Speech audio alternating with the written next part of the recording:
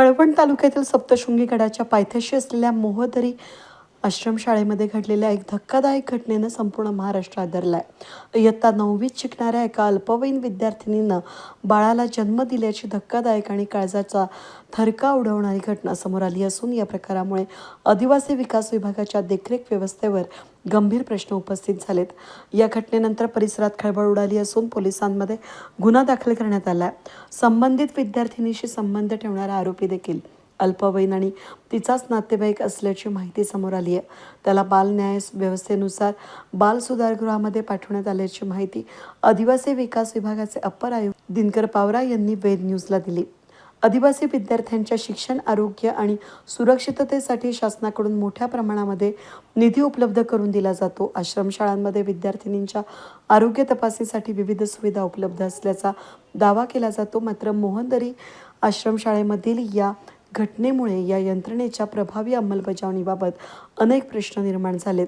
विशेष म्हणजे विद्यार्थिनी गर्भवती राहिल्याची बाब इतक्या उशिरा लक्षात आली कशी?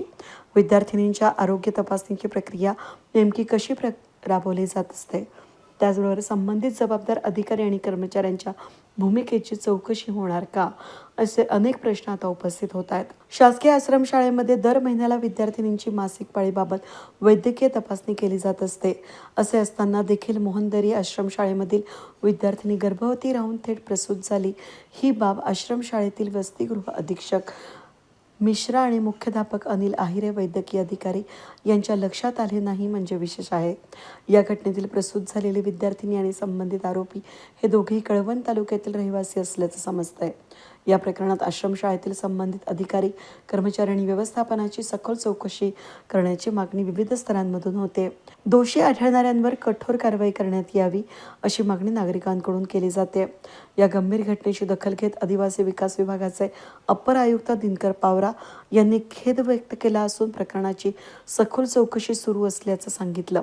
चौकशीनंतर दोषींवर कठोर कारवाई केली जाईल असं त्यांनी स्पष्ट केलंय. एका निरागस अल्पवयीन विद्यार्थिनीच्या आयुष्यात घडलेल्या या घटनेनं केवळ एक कुटुंब नव्हे तर संपूर्ण समाजाला अंतर्मुख होण्याला भाग पाडला आहे. विद्यार्थ्यांच्या सुरक्षिततेसाठी उभारलेल्या व्यवस्थेत कुठे त्रुटी राहिल्या याचा शोध घेणं आणि भविष्यात अशा घटना रोखण्यासाठी ठोस उपाययोजना करणं ही काळाची गरज बनली आहे. मोहनदरी आश्रमशाळेतील या गंभीर प्रकरणावर वेद न्यूजचा विशेष पाठपुरावा सुरू आहे. या गंभीर घटनेबाबत अप्पर आयुक्त दिनकर पावरा यांनी वेद न्यूजला दिलेल्या अधिक माहितीही दिली. पाहूया सविस्तर. वेद न्यूजसाठी प्रतिनिधी सागर मोर, कळवण.